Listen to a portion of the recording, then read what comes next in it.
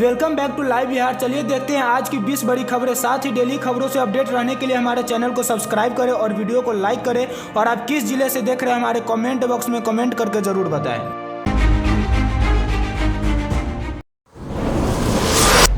नए साल में बदलेगी गोपालगंज की तस्वीर, प्रखंडों में बनेंगे 16 नए मनरेगा पार्क।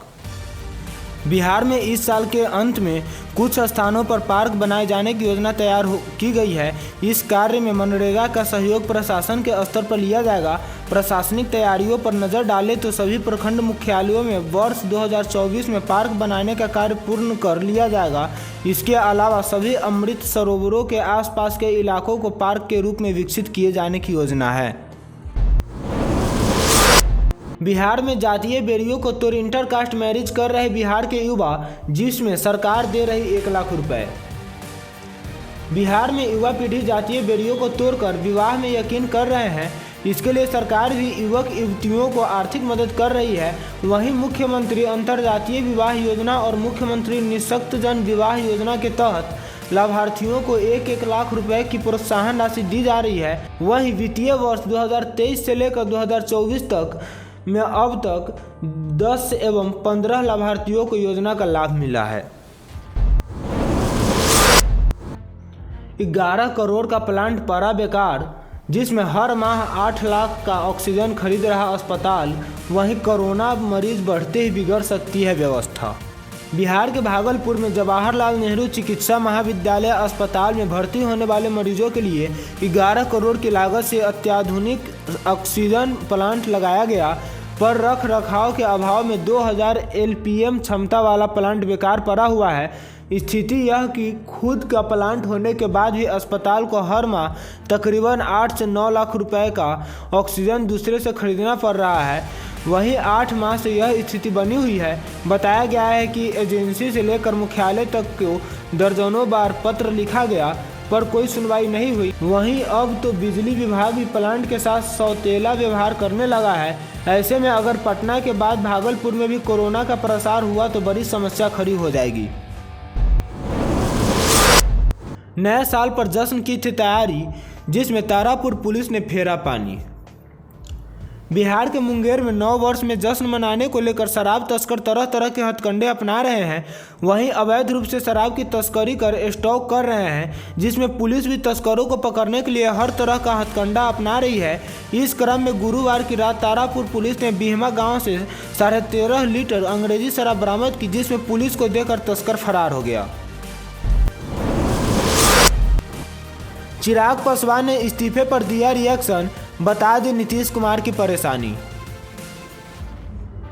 बिहार में जदयू के राष्ट्रीय अध्यक्ष पद से ललन सिंह ने इस्तीफा दे दिया है। नीतीश कुमार ने उनका इस्तीफा स्वीकार कर लिया है और अब पार्टी की कमान उनके हाथ में आ गई है। वहीं नीतीश कुमार जदयू के नए राष्ट्रीय अध्यक्ष बन गए हैं। इस सब के बीच लोजपा के मुख्य चिराग पासवान ने ललन सिंह पर निशाना साधा है, जिसमें उन्होंने ललन सिंह पर दूसरे के घर को तोड़ने का आरोप लगाया है। वहीं चिराग पासवान ने शुक्रवार को ट्विटर पर पोस्ट कर लिखा कि जो कभी दूसरे के घर को तोड़ने और अध्यक्ष पद से हटाने के लिए साजिश किए, आज वो स्वयं साजिश के शिकार हो गए। ललन बाबू, कहावत है न कि कर्म लौट कर आता है। आज कुछ वैसा ही आपके साथ भी हो रहा है। मैं आपकी व्यथा को समझ सकता हूँ। अतिथि शिक्षकों के भरोसे सरकारी फार्मेसी कॉलेज, जिसमें नई नियुक्ति की तैयारी। बिहार प्रदेश के सरकारी फार्मेसी कॉलेज काफ़ी समय से अतिथि शिक्षकों के सहारे चल रहे हैं, जिसमें नियमित शिक्षक न होने की वजह से काम चलाऊ व्यवस्था के सहारे छात्रों की पढ़ाई कराई जा रही है, जिसमें इस वजह से इनकी मान्यता पर संकट है। जिसे देखते हुए सरकार इन कॉलेजों में शिक्षकों की बहाली प्रारंभ करने की तैयारी में है। इसके लिए विभाग के स्तर पर कवायद शुरू की गई है। बिहार में 5 सरकारी फार्मेसी कॉलेज है, जिसमें राजकीय फार्मेसी संस्थान पटना सर्वाधिक पुराना है और इसकी स्थापना 1958 में हुई थी। यहाँ बी फार्मा की 100, डी फार्मा की 60 और एम फार्मा की पढ़ाई के लिए मान्यता मिली हुई है। बेलगाम हाईवे ने शिक्षक को रौंदा, जिस घटना स्थल पर हुई मौत, जिसमें कई अन्य भी बाल बाल बचे। बिहार के सोनवर्षा में भारत नेपाल सीमा सड़क निर्माण के लिए मिट्टी ढुलाई कर रही हाईवे ने शुक्रवार यानी आज सुबह एक शिक्षक को रौंद दिया, जिससे मौके पर उनकी मौत हो गई। सोनबरसा चौक पर ही यह घटना हुई। स्थामृत शिक्षक सोनबरसा टोले चिलड़ी गांव के रहने वाले थे। उनके नाम लालबाबू पूर्वे हैं। वे सोनबरसा पटेल नगर मध्य विद्यालय में सहायक शिक्षक थे। उनकी पत्नी शिक्षिका हैं जो कर्पूरी नगर विद्यालय में पढ़ाती है, जिसमें स्थानीय लोगों के अनुसार हाईवा इस कदर बेलगाम थी कि सड़क किनारे सब्जी बेच रहे दुकानदार हो या राहगीर सब इधर उधर भागकर अपनी जान बचाए। इससे उनका काफ़ी सारा सामान नुकसान हो गया, जिसमें सोनबरसा से बस स्टैंड तक कई वाहन खड़े थे, जिसमें ठोकर लगते लगते बचा। जिसमें मिट्टी ढुलाई के लिए हाईवा को लगाया गया है। लोगों का कहना है कि रात भर मिट्टी ढुलाई होती है। ड्राइवर शराब पीकर गाड़ी चलाते हैं। इस गाड़ी पर नंबर प्लेट नहीं था और न कोई खलासी। बिहार के वैशाली में ट्रक और बाइक की आमने सामने की टक्कर में शिक्षक की मौत। स्कूल जाने के रास्ते हुए भीषण हादसे के शिकार। बिहार के वैशाली में घने कोहरे के कारण वैशाली लालगंज मुख्य मार्ग थुकहिया के निकट ट्रक एवं बाइक के आमने सामने टक्कर में बाइक सवार बीएससी शिक्षक की घटनास्थल पर मौत हो गई। मृतक शिक्षक लालगंज के रिखर निवासी रामजतन शाह के 25 वर्षीय पुत्र इंद्रभूषण शाह थे। घटना वाले दिन वह अपने घर रिखर गाँव से मुजफ्फरपुर के पारू प्रखंड स्थित प्राथमिक विद्यालय में पढ़ाने के लिए जा रहे थे। यह मामला वैशाली थाना क्षेत्र का है, जिसमें पुलिस मौके पर पहुंचकर घटना की जानकारी ली और पुलिस ने शव को कब्जे में लेकर पोस्टमार्टम के लिए सदर अस्पताल भेज दिया है, जिसमें सदर अस्पताल में शव का पोस्टमार्टम कराया गया। उसके बाद स्वजन शव को लेकर लालगंज चले गए हैं। लोकसभा इलेक्शन 2024 से पहले जदयू में बड़ा बदलाव। बिहार के सियासत में हुए बड़े बदलाव ने राष्ट्रीय स्तर की राजनीति में भी हलचल पैदा कर दी है, जिसमें जदयू से ललन सिंह के इस्तीफे के बाद नीतीश कुमार की पार्टी की कमान संभालने की बात कही जा रही है। ऐसे में सवाल उठता है कि इसके क्या सियासी मायने हैं, जिसमें जदयू ने कहा कि बैठक में लिए गए फैसलों की आधिकारिक जानकारी मीडिया को दी जाएगी। ललन सिंह के इस्तीफे पर जीतन राम मांझी ने नीतीश कुमार पर बोला बड़ा हमला। बिहार में जदयू के राष्ट्रीय अध्यक्ष ललन सिंह के इस्तीफे के बाद बिहार की राजनीति एक बार फिर से गर्मा गई है। कई नेताओं के बयान सामने आए हैं। इसी क्रम में हम पार्टी के राष्ट्रीय अध्यक्ष जीतन राम मांझी ने नीतीश कुमार पर जोरदार हमला बोला है, जिसमें उन्होंने कहा कि नीतीश कुमार किसी के सगे नहीं है, उन पर भरोसा नहीं करना चाहिए। जिसमें उन्होंने इस मामले पर अपने ट्विटर हैंडल पर पोस्ट किया है। नीतीश कुमार एक प्राइवेट लिमिटेड पार्टी है, जिसमें सम्राट चौधरी ने कहा कि कोई भी अध्यक्ष बने क्या ही फर्क पड़ेगा। आज दिल्ली में हुई जदयू के कार्यकारिणी की बैठक में वही हुआ जिसकी अटकलें काफ़ी दिनों से लगाई जा रही थी। शुक्रवार यानी आज को हुई इस बैठक में जदयू के राष्ट्रीय अध्यक्ष और मुंगेर सांसद ललन सिंह ने अपने पद से इस्तीफा दे दिया है। अभी तक अगले अध्यक्ष का नाम आधिकारिक रूप से सामने नहीं आया है, लेकिन कहा जा रहा है कि अब प्रदेश के मुख्यमंत्री और पार्टी के वरिष्ठ नेता नीतीश कुमार पार्टी की कमान अपने हाथों में ले सकते हैं। उम्मीद है कि शाम तक नाम स्पष्ट हो जाएगा। खबर सामने आने के बाद राजनीतिक गलियारों में काफ़ी चर्चा होने लगी है। विभिन्न राजनेताओं ने अपनी बात कही। इस बीच बिहार बीजेपी अध्यक्ष सम्राट चौधरी ने इस संबंध में सवाल पूछने पर उन्होंने दिखाया कि उन्हें इससे फर्क नहीं पड़ता है। उन्होंने कहा कि पार्टी में इस पर कोई चर्चा नहीं चल रही है। मोतिहारी में ब्रिज के नीचे फंसा हवाई जहाज, 2 घंटे तक जाम रहा नेशनल हाईवे, लगी रही लोगों की भीड़।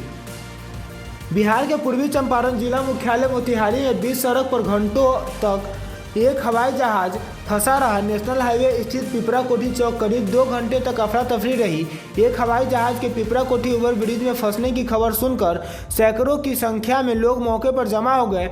कोई फंसे हुए जहाज को बाहर निकालने का रास्ता बताता दिखा तो कोई हवाई जहाज के साथ सेल्फी लेता नजर आया, जबकि पुलिस किसी तरह ओवरब्रिज के नीचे ट्रक पर रखे हवाई जहाज को निकालने का जुगाड़ में लगी थी। बाद में ट्रक के सभी चक्कों का हवा निकाला गया और ओवरब्रिज के नीचे फंसे हवाई जहाज को बाहर निकाला गया।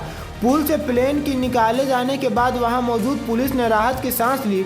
लोग भी सकुशल हवाई जहाज को वहां से रवाना किया। जानकारी के लिए आपको बता दें कि इस पूरे घटनाक्रम में NH-28 पर करीब 2 घंटे तक आवागमन बाधित हो गया।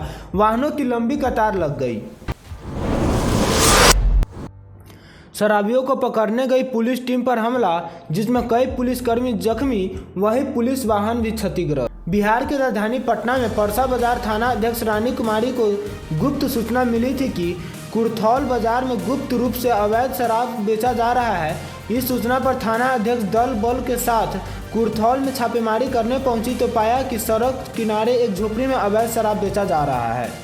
वहां आधे दर्जन से ज़्यादा लोग बैठकर शराब पी रहे हैं, जिसमें पुलिस ने वहां मौजूद 5 लोगों को अपने कब्जे में करते हुए शराब जब्त कर लिया। और जब सभी को वाहन पर लेकर थाना आने लगी तब वहां मौजूद लोगों ने सभी को छुड़ाने के उद्देश्य से पुलिस पर हमला कर दिया, जिसमें लोगों ने पुलिस पर जमकर पत्थर बरसाने लगे। किसी प्रकार पुलिस बचकर निकल गई, मगर लोगों को पत्थर फेंकने से पुलिस वाहन का शीशा टूट गया। और थाना अध्यक्ष रानी कुमारी ने बताया कि 5 लोगों को गिरफ्तार किया गया है और करीब 150 लीटर अवैध शराब जब्त किया गया है। बिहार में बच्चा चोरी मामले में दंपति गिरफ्तार। पटना पुलिस ने बच्चे को सकुशल किया बरामद। CCTV के आधार पर हुई कार्रवाई। बिहार की राजधानी पटना में पटना पुलिस ने बच्चा चोरी मामले में पति पत्नी को गिरफ्तार किया है, जिसमें रेलवे स्टेशन के पास से 5 माह के बच्चे को दंपति ने चुरा लिया था, जिसे घटना के 3 दिन बाद सकुशल बरामद कर लिया गया है। जानकारी के मुताबिक मंगलवार को दिल्ली जाने के लिए परिजन बच्चे के साथ पटना जंक्शन पर पहुंचे थे। ऑटो से उतरते समय एक अनजान महिला ने कहा कि आप आराम से उतरिए, बच्चे को मुझे दे दीजिए। इसी बीच वो बच्चे को लेकर गायब हो गई। परिजन ने काफ़ी देर तक उसे खोजते रहे, लेकिन कुछ पता नहीं चला, जिसमें कोतवाली थाना में पीड़ित ने मामला दर्ज कराया, जिसके बाद CCTV फुटेज के आधार पर दंपति को गिरफ्तार कर लिया गया है। इस मामले को लेकर पुलिस प्रेस कॉन्फ्रेंस पर विशेष जानकारी देगी। डिप्टी सीएम तेजस्वी यादव का विदेश दौरा कैंसिल। जदयू में बड़े बदलाव के बीच दौरा हुआ रद्द। ईडी के सामने पेश होने पर भी संशय। बिहार में सियासी हलचल के बीच डिप्टी सीएम तेजस्वी यादव का विदेश दौरा रद्द हो गया है। नए साल में 6 जनवरी को ऑस्ट्रेलिया और न्यूजीलैंड जाने वाले थे। यह दौरा ऐसे समय में रद्द हुआ है जब जदयू के राष्ट्रीय अध्यक्ष ललन सिंह ने जदयू के राष्ट्रीय अध्यक्ष पद से इस्तीफा दिया है और मुख्यमंत्री नीतीश कुमार पार्टी के नए अध्यक्ष बन गए हैं। ऐसे में तेजस्वी के विदेश दौरे के रद्द होने के बड़े राजनीतिक मायने तलाशे जा रहे हैं। इसकी चर्चा खूब है कि लालू प्रसाद यादव का काफ़ी दबाव तेजस्वी को मुख्यमंत्री बनाने को लेकर है। वहीं 23 दिसंबर 2023 को दिल्ली की राउज एवेन्यू कोर्ट ने तेजस्वी यादव को 6 से 18 जनवरी 2024 तक के लिए ऑस्ट्रेलिया और न्यूजीलैंड की यात्रा की अनुमति दी थी। उन्होंने विदेश जाने के लिए अदालत में याचिका लगाई थी, लेकिन ईडी ने तेजस्वी यादव को 5 जनवरी को समन भेजा है। वहीं तेजस्वी यादव ईडी के सामने इस बार भी पेश होंगे या नहीं, इस पर संशय है। लेकिन यह बड़ी खबर है कि तेजस्वी ने अपना विदेश दौरा कैंसिल कर दिया है। इससे पहले भी ईडी ने 22 दिसंबर को तेजस्वी यादव को समन भेजा था, लेकिन वो ईडी के सामने पेश नहीं हुए थे। लैंड फॉर जॉब मामले में 28 दिसंबर को लालू प्रसाद भी ईडी के सामने पेश नहीं हुए थे। गोपालगंज में 20 दिन के अंदर CSP लूट की दूसरी बड़ी वारदात। बेखौफ बदमाशों को गिरफ्तार करने में नाकाम पुलिस। बिहार के गोपालगंज में फुलवरिया थाने के सहायक श्रीपुर OP क्षेत्र व विजयपुर थाना क्षेत्र में बीते 20 दिनों के अंदर अपराधियों ने 2 CSP लूट कर पुलिस को चुनौती दे दी है। वहीं पुलिस अपराधियों की गिरफ्तारी करने के लिए लगातार छापेमारी अभियान चला रही है। वहीं पुलिस अधीक्षक स्वर्ण प्रभात ने दोनों घटनाओं में शामिल अपराधियों की गिरफ्तारी करने का निर्देश पुलिस पदाधिकारियों को दे दिया है। श्रीपुर CSP लूटकांड में पुलिस की तरफ से अपराधियों की तस्वीर जारी कर इनाम की घोषणा भी की गई है। इसके बावजूद अपराधी अब तक पुलिस की पहुंच से बाहर है। बेटी का इश्क पिता को नहीं आया रास। पहले की हत्या फिर 100 को गंडक नदी में फेंका। यह मामला पहाड़पुर थाना क्षेत्र का है, जिसमें पुलिस ने चारों आरोपितों को गिरफ्तार कर न्यायिक रिमांड में भेजा है। बिहार के पूर्वी चंपारण जिले के पहाड़पुर थाना क्षेत्र के कचहरी रोड में एक युवती की हत्या उसके ही पिता सहित अन्य लोगों ने कर दी, जिसमें प्रेम प्रसंग में हत्या के बाद शव को गोपालगंज जिले के जादवपुर थाना क्षेत्र में गंडक नदी में गुरुवार की रात को फेंक दिया। इस दौरान पुलिस की टीम ने शव को गंडक नदी में फेंकते देख लोगों को टॉर्च के माध्यम से रोकने का इशारा किया, लेकिन सभी आरोपित बोलेरो में सवार होकर भागने लगे। इस दौरान पुलिस ने पीछा करते हुए 4 लोगों को गिरफ्तार कर लिया, जबकि चालक बोलेरो लेकर फरार हो गया है। वहीं गिरफ्तार आरोपितों में शामिल युवती के पिता ने पुलिस को पूरी घटना की जानकारी दे दी। इसके बाद पुलिस ने प्राथमिकी करने के बाद चारों आरोपितों को शुक्रवार यानी आज को आगे की कार्रवाई के लिए न्यायालय में पेश कर दिया है। बिहार में बिजली का बकाया बिल जमा नहीं करने वालों का कटेगा कनेक्शन, बिजली विभाग ने दी कड़ी चेतावनी। बिहार में बिजली के सहारे ठंड से निजात का आदत डाल चुके हैं तो तत्काल अपना बकाया विपत्र जमा करिए, वरना बिजली कंपनी विपत्र बकायेदारों का कनेक्शन काटने की तैयारी में है। बिजली कंपनी द्वारा शहर में इसकी उद्घोषणा भी कराई जा रही है।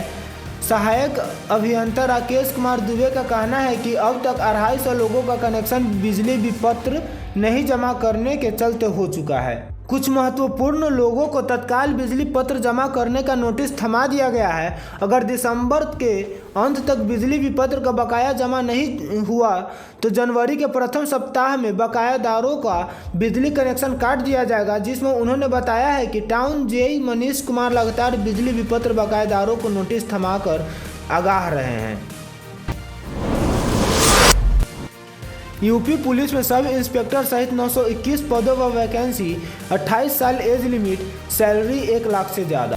यूपी पुलिस में एसआई और एएसआई भर्ती का नोटिफिकेशन जारी कर दिया गया है। उत्तर प्रदेश पुलिस भर्ती एवं प्रोन्नति बोर्ड ने सब इंस्पेक्टर यानी गोपनीय, assistant sub inspector of police यानी लिपिक सहित अन्य पदों पर भर्ती के लिए आवेदन मांगे हैं। वहीं उम्मीदवार 7 जनवरी से ऑफिशियल वेबसाइट पर जाकर आवेदन कर सकते हैं। फीस जमा करने और फॉर्म में सुधार करने की आखिरी तारीख 30 जनवरी 2024 है।